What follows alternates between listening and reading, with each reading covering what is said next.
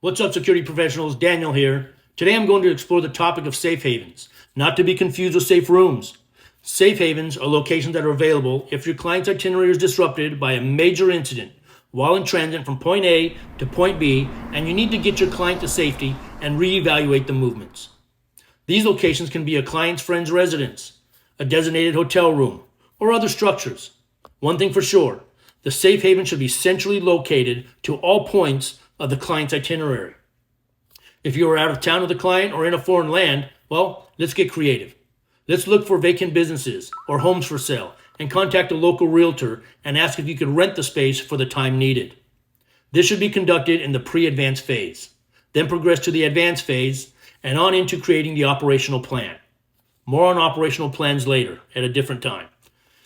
When determining your safe haven location, start by collecting data utilizing OSINT, prior advances, crime statistics, and other sources of intelligence. Each program will have its own specific protocol for the use of safe havens. They are most often used in high-threat regions or international travel. I utilize safe havens in all my client movements and include them in my operational plans. I do this because it is a best practice to prepare for the worst possible scenario, which includes an attack, explosions, fire, and other similar man-made incidents, or an act of God, such as an earthquake, tsunami, tornado, or other types of inclement weather. If you decide to use safe havens, the survey should be conducted for each and every proposed safe haven and kept on file for later reference. As a general guideline, the advance agent and team members should ask themselves the following questions when considering potential safe havens. Is the safe haven accessible? Is the safe haven secure?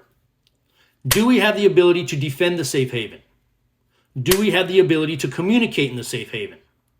Do we have the ability to escape from the safe haven? Do we have the ability to hold or sustain the safe haven, and for how long? Of course, the answers to the previous questions will dictate how and which location to utilize as a safe haven. These answers will also determine the characteristics of a safe haven and assist in the pre-advanced planning phase. The data that you collect during the pre-advanced phase will be validated and modified during the physical walkthrough of the proposed safe haven in the advanced phase. So in closing, some of the data that will need to be validated is the following. 1. Day and date survey was conducted. 2. Descriptions of the location. 3. Contact information. 4. On-site safety equipment. An example, fire extinguishers, medical equipment, AEDs. 5. On-site security tools, camera systems, access control. 6. Site-specific procedures. 7.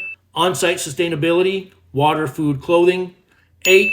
Self-service, Wi-Fi capability. 9. Emergency and evacuation procedures. All this and so much more on this topic will be covered in the Security Coach app modules and programs.